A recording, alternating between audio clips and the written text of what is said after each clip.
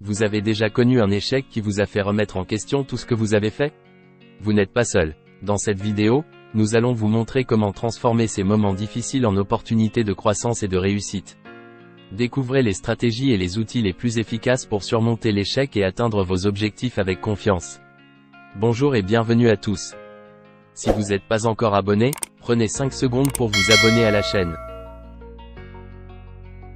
La citation que j'ai choisie pour cette vidéo est de Nelson Mandela, « Je ne perds jamais, soit je gagne, soit j'apprends ». Cette citation illustre parfaitement la façon dont nous pouvons aborder l'échec. Au lieu de le voir comme une défaite, nous pouvons le voir comme une opportunité d'apprendre et de grandir. 1. Comprendre l'échec. Tout d'abord, il est important de comprendre ce qu'est l'échec. L'échec est simplement le résultat d'une tentative qui n'a pas réussi.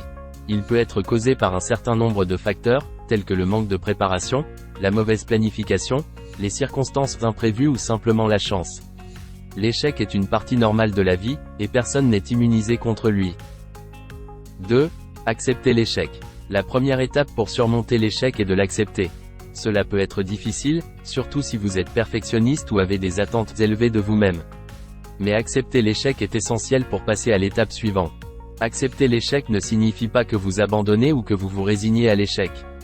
Cela signifie simplement que vous reconnaissez que quelque chose n'a pas fonctionné comme prévu, et que vous êtes prêt à trouver une solution.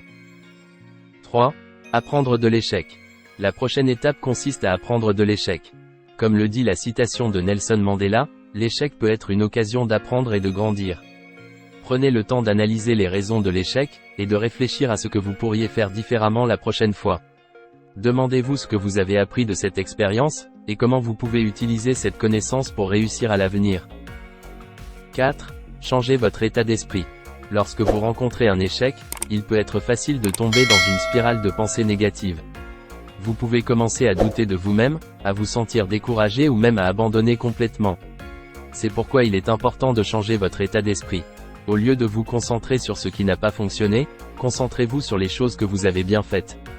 Utilisez cette expérience pour renforcer votre résilience et votre détermination à réussir. 5. Prendre des mesures concrètes. Enfin, pour surmonter l'échec, il est important de prendre des mesures concrètes.